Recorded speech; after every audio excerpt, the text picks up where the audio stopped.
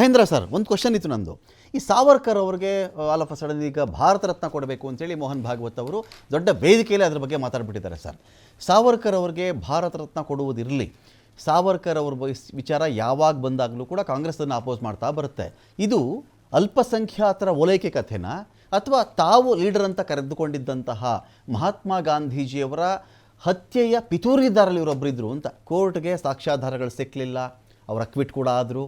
ಆದರೆ ಅನೇಕ ಹಿಸ್ಟಾರಿಯನ್ಸ್ ಪ್ರಕಾರವಾಗಿ ಈ ಸಂಚಿನಲ್ಲಿ ಅವರು ಭಾಗಿಯಾಗಿದ್ದರು. ಇದೇ ನಾಥೂರಾಮ್ ಗೋಡ್ಸೆ ಸಾವರ್ಕರ್ ವಿಚಾರಧಾರೆಗಳಿಂದ ಇನ್ಫ್ಲೂಯೆನ್ಸ್ ಆಗಿದ್ದ, ಹಿಂದೂ ಮಹಾಸಭಾದ ಮುಖ್ಯಸ್ಥರಿದ್ದರು, ಸ್ಥಾಪಕರಿದ್ದರು, ಅವರಿಂದ ಅವನು ಇನ್ಫ್ಲೂಯೆನ್ಸ್ಡ್ ಆಗಿದ್ದ ಅನ್ನೋ ಕಾರಣಗಳಿಗೆ at the same time sorry ಕೇಳಿಬಿಟ್ಟಿದ್ರು, ಪೆನ್ಷನ್ ತೊಗೋತಾ ಇದ್ದರು. ಇವ್ರು ಯಾವ ಥರ ಹೋರಾಟ? ಇವರು ಜೀವದ ಉಳಿವಿಗಾಗಿ, ಜೀವನದ ಒಳಿತಿಗಾಗಿ ಇವರು ಪೆನ್ಷನ್ನು ತಗೊಂಡು ಸಾರಿಯನ್ನು ಬರೆದಿದ್ದು ಅನ್ನೋದು ಹೈಲೈಟ್ ಆಯಿತೇ ವಿನಃ ಅವರು ಹೋರಾಟವೋ, ಕಾಲಾಪಾನಿ ಶಿಕ್ಷೆಯೋ, ಆ ಜಿದ್ದೋ, ಅದರ ರೂಪುರೇಷೆಗಳೋ ಇದು ಅಷ್ಟು ಹೈಲೈಟ್ ಆಗಲಿಲ್ಲ. ಇದು ಓಟಿನ ರಾಜಕಾರಣಕ್ಕೆ ಸಿಕ್ಕಾಕೊಂಡು ಸಾವರ್ಕರ್ ಈ ಥರ ಆದ್ರ ಇಲ್ಲಿ ಅಂದರೆ ಇವತ್ತಿನ ಕಾಲಘಟ್ಟದಲ್ಲಿ ಅಂತ. ಇಲ್ಲಿ ಎರಡು ಮುಖ್ಯವಾದದನ್ನು ಗಮನಿಸಬೇಕು.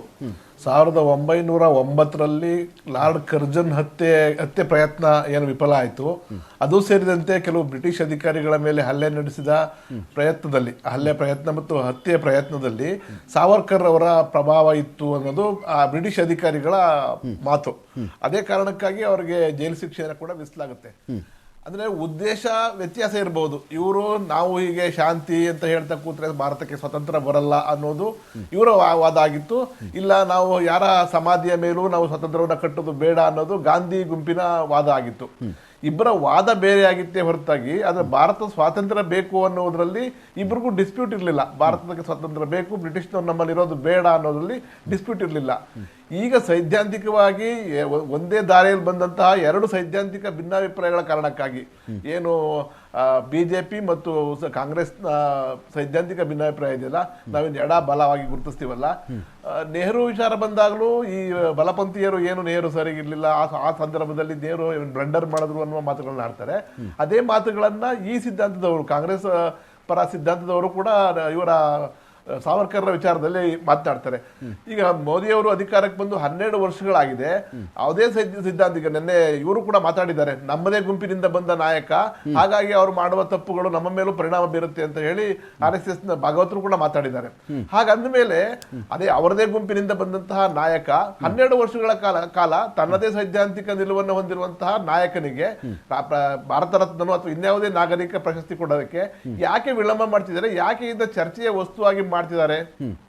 ಆ ಪ್ರಶ್ನೆ ನಾವು ಕೇಳಬೇಕಾಗಿದೆ RSS ನವರಿಗೆ ಮತ್ತು ಬಿಜೆಪಿ ಅವರಿಗೆ. ಓಕೆ, ಈಗ ಅವರ ಆಶಯ ಸರ್, ಅವರ ಆಸೆ ಭಾರತ ರತ್ನ ಅವ್ರಿಗೆ ಕೊಡಬೇಕು, ಕೊಟ್ಟರೆ ಚೆನ್ನಾಗಿರುತ್ತೆ, ದೊಡ್ಡ ಹೋರಾಟಗಾರ ಅಂತ ಹೇಳಿ. ಈ ಆಸೆಗೆ ಈಗ ಅವರದ್ದೇ ಪಕ್ಷ ಇದೆ ಅಂದರೆ RSS ಅವ್ರಿಗೆ ಅವರು ತಾಯಿ ಅಂತ ಭಾವಿಸ್ತಾರೆ. RSS ಅನ್ನ BJP ಅವರು ಅವ್ರನ್ನ ಒತ್ತಡ ಹಾಕಬಹುದಲ್ವಾ? ಆ ಪ್ರಯತ್ನ ನಡೀತಾ ಇದೆ ಇವಾಗ ಅಂತ. ಅಲ್ಲ, ಅದೇ ಉದ್ದೇಶವನ್ನ ಇಟ್ಟುಕೊಂಡೇ ಮೊನ್ನೆ ಭಾಗವತರು ಮಾತಾಡಿರೋದು ಅದನ್ನೇ. ಈ ಭಾಗವತ್ ಹೇಳಿರೋದಂದ್ರೆ ರಾಮ ಮಂದಿರ ಹೋರಾಟ ಫಲಿಸಿದ್ದನ್ನ ಬಿಟ್ಟರೆ ನಾವೇನು RSS ನ ಡಿಮ್ಯಾಂಡ್ ಇತ್ತು, ನಮ್ಮದೇ ಪಕ್ಷ ಅಧಿಕಾರಕ್ಕೆ ಫುಲ್ ಪ್ಲೇಡ್ಜ್ ಆಗಿ ಬಂದ್ರೆ ನಾವೇನು ನಿರೀಕ್ಷೆಗಳನ್ನ ಇಟ್ಕೊಂಡಿದ್ವಿ, ಆ ನಿರೀಕ್ಷೆಗಳು ಆಗ್ತಾ ಇಲ್ಲ. ಸಾಮಾನ್ಯ ನಾಗರಿಕ ಸಂಹಿತೆ ಆಗ್ಬಹುದು, ಸಾವರ್ಕರ್ ಅವರಿಗೆ ಭಾರತ ರತ್ನ ಪ್ರಶಸ್ತಿ ಕೊಡುವಂತ ವಿಚಾರ ಆಗ್ಬಹುದು, ಅದ್ ಮಾಡ್ತಾ ಇಲ್ಲ. ಬಹುಶಃ ಬಿಜೆಪಿ ಮತ್ತು ಇವರಿಗೆ ಬಿಜೆಪಿಯ ಪಕ್ಷದ ನಾಯಕರುಗಳಿಗೆ ಇದೊಂದು ರಾಜಕೀಯ ಇಶ್ಯೂ ಆಗ್ಬೇಕು ಅನ್ನೋದೇ ಉದ್ದೇಶ ಇದ್ದಂಗೆ ಕಾಣಿಸ್ತದೆ. ಹಾಗಿಲ್ಲ ಅಂದಿದ್ರೆ ಇವರು ಇದನ್ನ ರಾಜಕೀಯವಾಗಿ ಇಡೀ ಜನರಿಗೆ ಪ್ರಚೋದನೆ ತರುವಂತಹ ವಿಚಾರ ಆಗ್ಬೇಕಾಗಿರ್ಲಿಲ್ಲ. ಕೊಡ್ಬೋದು, ಅದಕ್ಕೆ ಯಾರು ಹಸ್ತಕ್ಷೇಪ ಇರಲಿಲ್ಲ ಅಥವಾ ವಿರೋಧ ಪಕ್ಷದವರು ತಡೆಯುವಂತಹ ಸ್ಥಿತಿಯಲ್ಲೂ ಇರಲಿಲ್ಲ ಅಂತ ಅನ್ಸುತ್ತೆ. ಫೈನ್. ಈಗ ಗೋವಿಂದರಾಜು ಅವರೇ, ಸಾವರ್ಕರ್ ಅವ್ರ ವಿಚಾರದಲ್ಲಿ ಈಗ ಮೋಹನ್ ಭಾಗವತ್ ಅವರು ಮಾತಾಡ್ತಾ ಇದ್ದಾರೆ. ನಿಮ್ಮ ಪ್ರಕಾರ ಭಾರತ ರತ್ನ ತೆಗೆದುಕೊಳ್ಬೇಕಾದ್ರೆ ಇರತಕ್ಕಂಥ ಮೆರಿಟ್ಸ್ ಏನೇನು? ಸ್ವಾತಂತ್ರ್ಯ ಹೋರಾಟ ಸಾಕ ಅಥವಾ ಹಿಂದುತ್ವ ಅಂತ ಅವರು ಹಿಂದೂ ಮಹಾಸಭಾ ಸ್ಥಾಪನೆ ಮಾಡಿಬಿಟ್ಟಿದ್ರು ಅಂತ ಅವ್ರಿಗೆ ಒಂದು ಪ್ರಶಸ್ತಿಯನ್ನು ಕೊಡಬೇಕಾಗತ್ತಾ?